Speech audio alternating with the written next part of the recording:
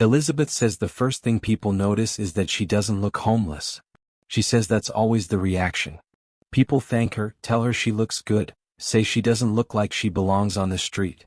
She explains that she used to be a hairdresser and learned early how to make herself look put together, even when everything else was falling apart. Looking good, she says, is sometimes the only thing she feels she still has control over. Matthew agrees. He says people expect homelessness to look a certain way, and when it doesn't, they don't know what to do with it. He says Elizabeth doesn't look broken on the outside, so people assume she isn't broken on the inside. Elizabeth says that assumption has followed her entire life. They are both 40 years old. They grew up together, met in junior high, dated through high school, then lost each other for years. Matthew says drugs were part of both their lives early on. He explains that both of his parents were heroin addicts and that addiction wasn't something he discovered later in life, it was something he was born into. He says he started helping his mother inject heroin when he was 7 years old, not understanding what it meant, only knowing that it stopped her from being sick. Elizabeth listens quietly when he talks about his childhood. She says her upbringing looked different on the surface. Her family was middle class. Her parents divorced. Her mother remarried. From the outside, she says, everything looked normal. But inside the house, things were very wrong. She says her stepfather abused her when she was young, and that the damage from that never really went away. She says that's where everything started for her, the fear, the shame, the feeling that she couldn't connect safely to people. Matthew says when people ask whether addiction is genetic, he doesn't know how to answer. He says maybe it is, or maybe it's just what happens when pain is introduced before safety. Elizabeth agrees. She says drugs didn't enter her life because she was reckless or curious, but because they offered escape. She says drugs became something she could connect to when people felt unsafe. They talk about getting suspended together in 7th grade for huffing air freshener out of their backpacks. Elizabeth calls it sad now looking back. Matthew says they were kids copying what they saw, trying to numb feelings they didn't have language for yet. After high school, their lives separated. Elizabeth tried to build a normal life. She got married, had children, worked steadily, and built a career as a hairdresser. She says she was a full-time mom for years, raising her kids, working, paying bills, doing everything she thought she was supposed to do. She says she loved being a mother and still does. Matthew's path went in a different direction. When he was 18, he stole a car. During the incident, the owner was injured badly, and the charge escalated. Matthew was sentenced to prison for 17 years. He says one decision defined nearly 2 decades of his life. He talks about how quickly everything disappeared once he was locked up: freedom, youth, time. Elizabeth says during those years, her life continued but slowly unraveled. She divorced her first husband, then entered another relationship that became violent. After that ended, she met someone else who she says changed everything. She describes him as a stalker, someone who systematically destroyed her life. She says he manipulated her, invaded her finances, isolated her, and eventually took her children from her. She explains that she lost her job, her home, her cars, and her stability. She says people didn't believe her when she tried to explain what was happening. Eventually, the district attorney issued a 10-year stay-away order against the man, the longest protective order possible, because of how severe his actions were. She says she didn't even ask for it, it was granted based on evidence. Despite this, she says family court later granted him custody of their child. Elizabeth becomes emotional when she talks about her youngest son, who is now 5. She says she hasn't seen him in 3 years. She says the pain of losing him is something she lives with every day. She insists she is a good mother and always has been. She admits she has struggled with drugs most of her life, but says it never stopped her from working or taking care of her children until everything else collapsed at once. Matthew says watching her go through that has been devastating. He says money protected the man who hurt her, and the system failed to protect her or her children. Elizabeth says the trauma alone was enough to push anyone toward drugs. She says drugs didn't ruin her life, they entered her life after it was already destroyed. When Matthew was released from prison, their paths crossed again by chance. Elizabeth says a friend asked her to give someone a ride to pick up a man getting out of prison. When she heard the name, she knew immediately it was Matthew. She says he was the best boyfriend she ever had in high school, and seeing him again felt like fate.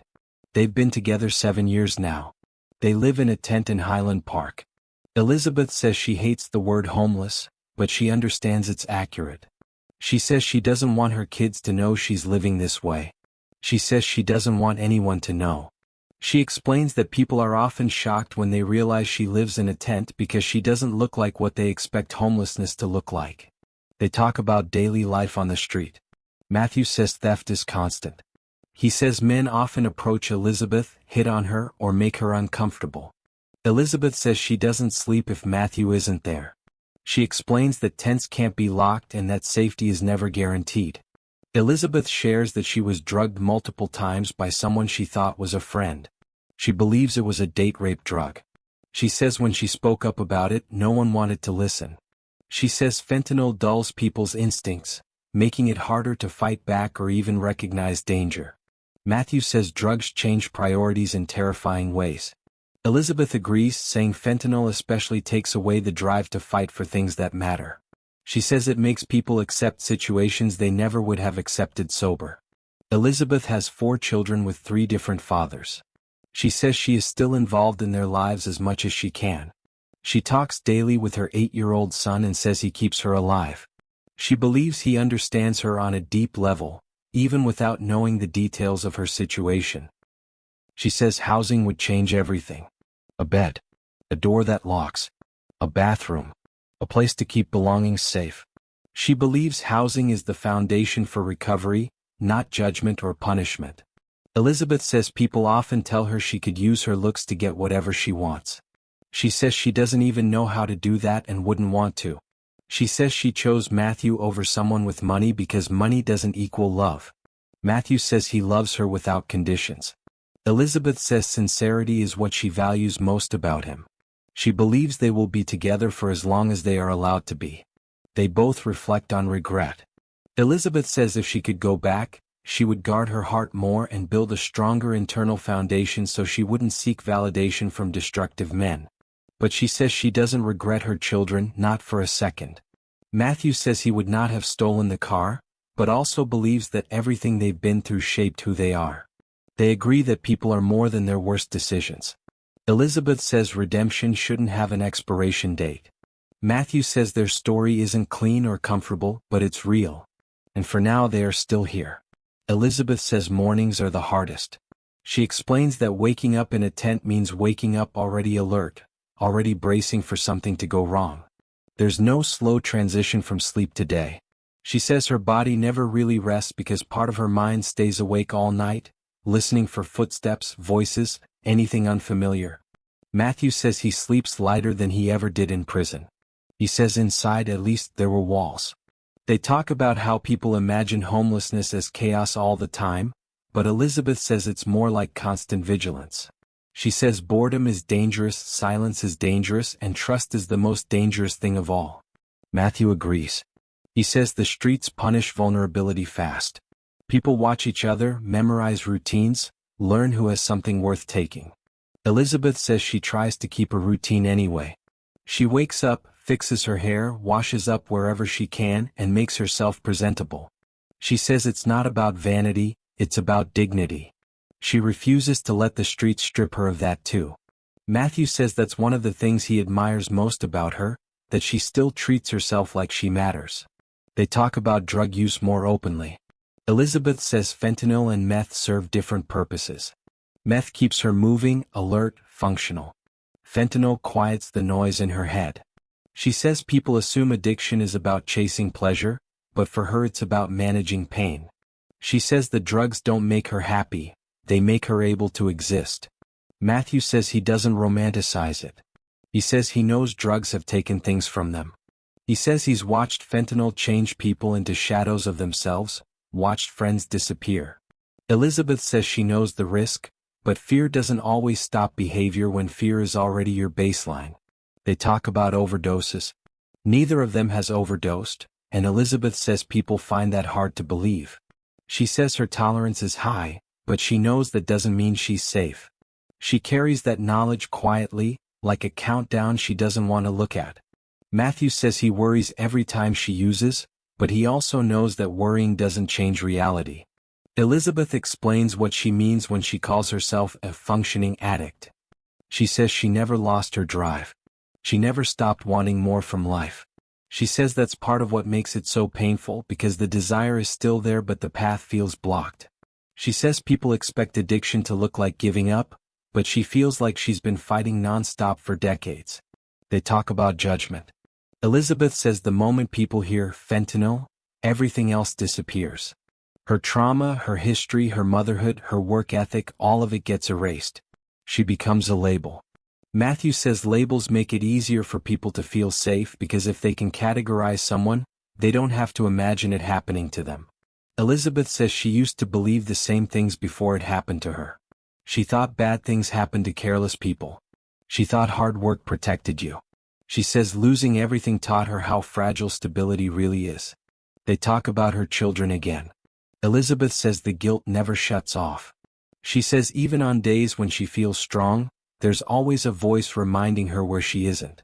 She says being separated from her kids feels like a slow amputation. Matthew says he sees how much it hurts her, especially when she tries to be brave about it. Elizabeth talks about her oldest kids, now teenagers. She says they remember a different version of her, a mom with a house, a job, routines. She worries about what they think of her now. She worries about being a cautionary tale instead of a source of comfort. She says she hopes they know she never stopped loving them.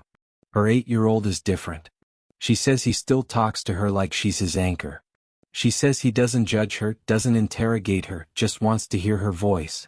She says that connection is sacred to her, something she protects fiercely. Matthew says he didn't have that kind of connection growing up. He says no one checked on him emotionally as a kid. He learned early that survival meant self-reliance. He says prison reinforced that lesson. Inside you don't ask for help. You don't show weakness.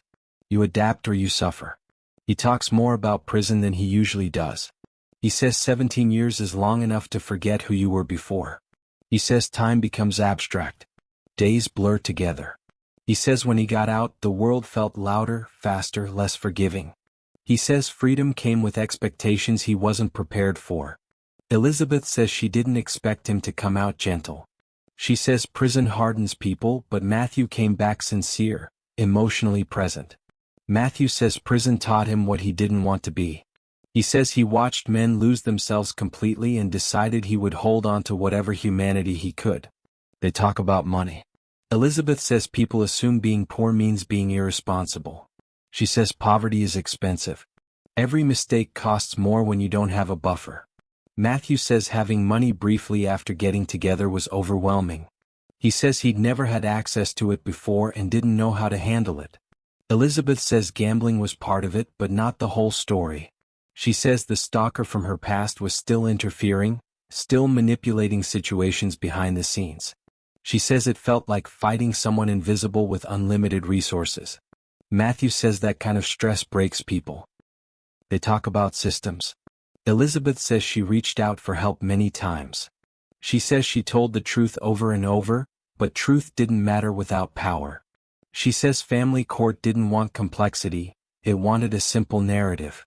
She says she became the addict mother, and nothing she said could undo that. Matthew says the justice system failed him too, but in a different way. He says he accepts responsibility for his crime, but 17 years for one mistake feels like erasure. He says punishment didn't heal anyone. It just removed him from the world. Elizabeth says the hardest part is being told to get sober first, then get help. She says housing, safety, and stability should come first. She says asking someone to heal while they're still bleeding doesn't make sense. They talk about stigma within recovery spaces. Elizabeth says she's been judged even there, told she's not trying hard enough, not serious enough. She says shame doesn't motivate her, it shuts her down. Matthew says people forget that recovery isn't linear, and for some people, it's not even possible without major external changes. Elizabeth talks about faith. She says she believes in God but struggles with trust. She says trauma made her cautious even with spirituality. She says sometimes she feels abandoned, other times she feels held. It fluctuates. Matthew says faith for him is quieter. He says it's about small choices like staying kind in an unkind environment. They talk about love. Elizabeth says loving Matthew feels different from her past relationships. She says there's no performance, no fear of punishment. She says he doesn't try to control her. Matthew says loving her feels natural. He says he doesn't need to own her to feel secure. Elizabeth says that kind of love makes people uncomfortable. She says strangers question why she's with him, why she didn't choose someone with money or status. She says those questions reveal more about the person asking than about her. Matthew says they're often treated like a curiosity, a story people can consume without responsibility. He says people feel moved then move on. Elizabeth says she doesn't blame them, but she wishes empathy lasted longer than a moment. They talk about safety again. Elizabeth says being a woman on the street means constant negotiation. She says every interaction carries risk. Matthew says he stays close whenever he can, but he knows he can't protect her from everything. Elizabeth says she doesn't want pity. She wants understanding. She wants people to see addiction as part of a larger story, not the headline. Matthew says he wants people to see that love still exists in places they've written off. Elizabeth says sometimes she imagines a future that's simple. A small apartment. A locked door. A bed. A bathroom. She says she doesn't dream big anymore because disappointment hurts too much. Matthew says he still allows himself to imagine something better, even if it feels far away. They both acknowledge the uncertainty. Elizabeth says she doesn't know how long they can keep living this way. Matthew says he doesn't know either, but he knows they'll face it together. Elizabeth says surviving isn't the same as living, but it's where they are right now. Matthew says being together makes survival feel less lonely. They sit with that truth. Not hopeful in a dramatic way. Not defeated either. Just present. Still here. Elizabeth says there is a moment every day when the weight hits her all at once. It's usually quiet. Nothing dramatic is happening. That's when it's hardest. She says chaos is easier because it gives her something to react to. Silence leaves room for memories. She talks about how trauma doesn't stay in the past. She says it lives in the body. Certain smells, certain tones of voice, certain ways men stand too close can pull her right back into being a child again. She says drugs interrupt that process. They slow the flood of memories enough for her to breathe. Matthew listens closely. He says prison did something similar to him. He says hypervigilance became permanent. Even now, years after release, his body reacts before his mind does. He scans people instinctively. He memorizes exits. He sits with his back to walls. He says freedom didn't erase that conditioning. They talk about trust. Elizabeth says she struggles to trust systems more than people. She trusted institutions to protect her children and feels they failed catastrophically. She says when a court dismisses your lived reality, it rewrites your story in a way you can't control. Matthew says prison taught him that systems are built for order, not fairness. He says once you're labeled, the label follows you everywhere. Ex-con. Addict. Homeless. He says people rarely look past it. Elizabeth says that's why she's careful about how much of her story she shares. She says telling the truth doesn't always lead to help. Sometimes it leads to punishment. She says there were times being honest cost her more than staying silent. She talks about losing custody again more slowly this time. Not all at once but piece by piece. Missed court dates because she didn't have transportation. Missed calls because she didn't have a phone. Missed chances because no one waited for her to catch up. She says the system expects stability before offering support, and that expectation alone excludes people like her. Matthew says people underestimate how much logistics matter. He says poverty turns simple tasks into obstacles. Getting to an appointment becomes a full-day mission. One setback snowballs into another. Elizabeth says when everything is fragile, one small failure can collapse the whole structure. They talk about shame. Elizabeth says shame is heavier than guilt. Guilt says you did something wrong. Shame says you are something wrong. She says shame keeps people stuck longer than drugs ever could. Matthew agrees. He says shame thrives in isolation, and isolation is built into homelessness. Elizabeth describes the way people look at her when they find out she uses fentanyl. She says the warmth leaves their faces. Curiosity turns into distance. She says she becomes a warning instead of a person. Matthew says people fear contamination not in a literal sense but emotionally. He says seeing someone like them forces people to confront how thin the line really is. Elizabeth says she used to judge people too. She admits that. She says she thought she understood addiction because she functioned, because she worked, because she hadn't lost everything. She says losing everything changed her understanding completely. Matthew talks about masculinity and addiction. He says men on the street are expected to be tough, unemotional, aggressive if necessary. He says vulnerability is dangerous. Elizabeth says women face a different set of expectations. She says she's expected to be grateful for attention even when it's threatening. She says refusing advances can escalate situations quickly. They talk about survival strategies. Elizabeth says she learned to read people fast. Tone, posture, eye contact. She says intuition keeps her alive. Matthew says he learned similar skills in prison. He says both environments reward awareness and punish distraction. Elizabeth says there's a misconception that people on the street are disconnected from reality. She says the opposite is true. She says she's painfully aware of everything. The noise, the danger, the injustice. She says drugs don't create delusion for her, they create distance. Matthew says addiction is often framed as selfish, but he's seen people give their last resources to others. He says he's seen generosity that people in comfortable lives never experience.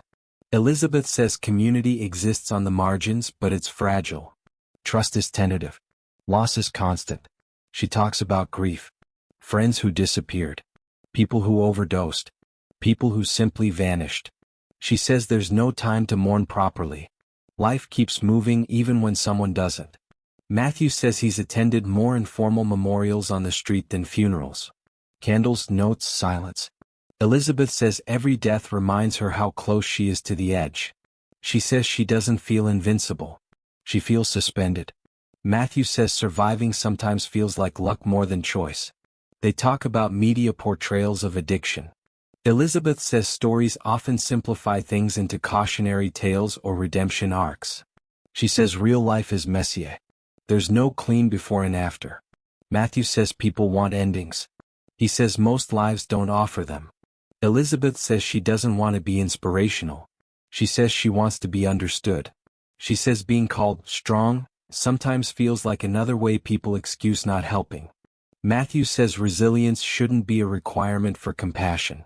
They talk about attempts to get sober. Elizabeth says she's tried multiple times. Detox. Programs. Promises. She says each time, something external destabilized her before she could stabilize herself. She says sobriety doesn't exist in a vacuum. Matthew says relapse isn't a moral failure, it's often a response to unresolved stress. Elizabeth says being told she has to choose between drugs and her children feels cruel when drugs are the only thing keeping her functional enough to survive separation from them. She says it's a paradox no one wants to acknowledge. Matthew talks about regret again. He says prison gave him time to think about consequences, but not about healing. He says punishment without support just delays harm. Elizabeth says society confuses accountability with abandonment. They discuss hope cautiously. Elizabeth says hope is dangerous because it raises expectations. She says she's learned to keep hope small. Practical. A good day. A safe night. Matthew says he still believes in transformation but not overnight miracles. Elizabeth says she wants housing more than sobriety right now. She says stability would give her a fighting chance. She says recovery requires rest and rest requires safety. Matthew agrees. He says asking people to heal while they're in survival mode is unrealistic. They talk about love again but differently this time. Elizabeth says loving Matthew means being seen without being fixed. She says he doesn't try to save her or lecture her. Matthew says loving her means walking beside her, not ahead of her. Elizabeth says that kind of partnership is rare in her life. She says she's used to relationships being transactional or conditional. Matthew says sincerity doesn't come from perfection, it comes from consistency. They reflect on the future without making promises. Elizabeth says she doesn't know where they'll be in a year. Matthew says uncertainty is uncomfortable but familiar. Elizabeth says she's learned to live without guarantees. They sit with the idea that progress doesn't always look like upward movement. Sometimes it looks like not falling further. Matthew says survival itself can be an act of resistance. Elizabeth says she wants people to stop asking why she uses drugs and start asking what happened to her. Matthew says understanding doesn't fix everything, but it changes how you respond. Elizabeth says she's tired, but she's not done. Matthew says neither is he. The day moves forward. Nothing resolves. Nothing collapses. Life continues in the space between crisis and hope, where most of their days exist. Elizabeth says there are moments when she catches a glimpse of the person she used to be. It happens unexpectedly. In the way she talks to a stranger. In how she fixes someone's hair on the sidewalk with borrowed scissors.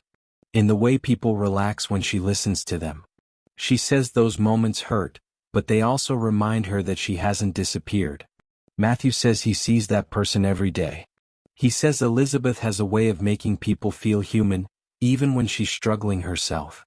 He says that's something prison tried to beat out of him too, the instinct to care. He says holding on to it felt like rebellion. Elizabeth talks about exhaustion. Not just physical exhaustion but decision fatigue. She says every day is a series of calculations. Where to go? Who to trust? How much to use?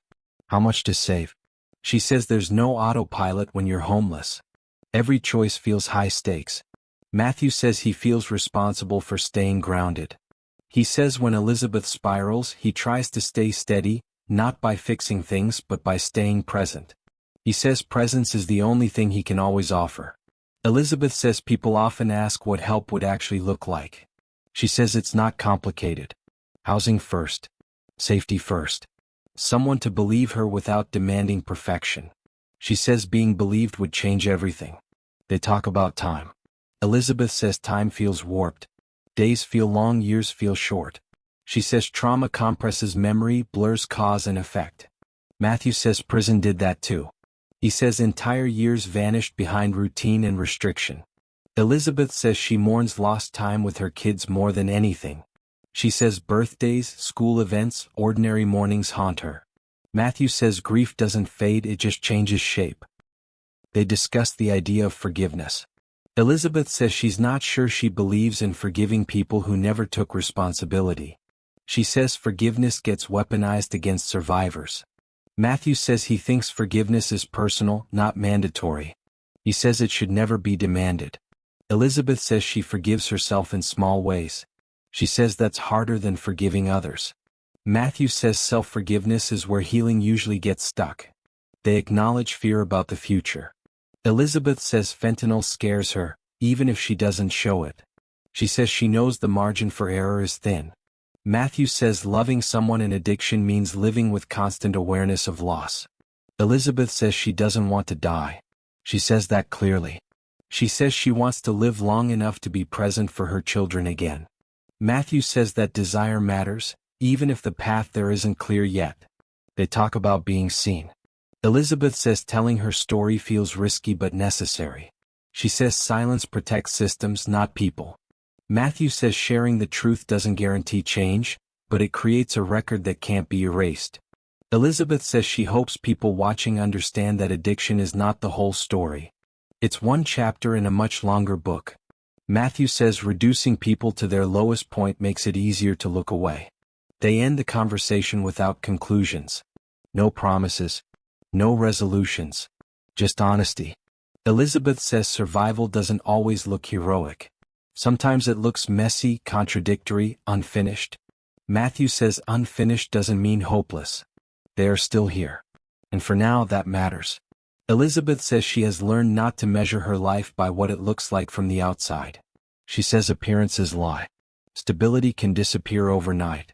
Survival can wear a polished face. She says if she's learned anything, it's that people's lives are far more fragile than they admit. Matthew says being on the street stripped away illusions for him. He says there's no pretending when you're living day to day. What's left is who you really are when comfort is gone. He says for all the hardship, it clarified what matters. Elizabeth talks about dignity again. She says dignity isn't about money or housing, even though those things matter deeply. She says dignity is about being treated like a human being, even when you're struggling. She says too often help comes wrapped in humiliation. Matthew says he's watched people shut down after being talked to like problems instead of people. He says language matters. Tone matters. The way society talks about addiction shapes how addicted people see themselves. Elizabeth says she wants her children to know that she never gave up on them, even when circumstances kept them apart. She says love doesn't disappear just because access does. She says she hopes one day they'll hear her story in her own words. Matthew says he wants to be an example of something different. He says men don't have to harden completely to survive. He says tenderness isn't weakness, even in places that punish it. Elizabeth says if she could ask anything of the people listening, it would be curiosity instead of judgment. She says asking what happened opens doors that what's wrong with you never will. Matthew says systems won't change overnight, but understanding can start small. He says one person choosing compassion can interrupt a pattern of harm. Elizabeth says she doesn't know what recovery will look like for her. She says it may not follow a neat timeline or a familiar script. She says that doesn't make it less real. Matthew says he believes in progress that's slow, uneven, and human. He says perfection has never saved anyone he's known. Elizabeth says love has been the one constant in her life, even when it's been distorted or misplaced. She says learning to receive love without fear is still a work in progress. Matthew says loving her isn't about fixing her or waiting for some future version. He says it's about choosing her as she is today. Elizabeth says being alive right now feels like an act of defiance. She says existing in a world that has tried to erase her is resistance in itself. Matthew says their story doesn't end with answers. It ends with reality. Two people. Still breathing. Still choosing each other. Elizabeth says she hopes people remember that addiction doesn't cancel humanity. Matthew says homelessness doesn't erase worth. They don't offer inspiration. They offer truth. And for anyone willing to listen, that truth is enough. Thank you for watching this video.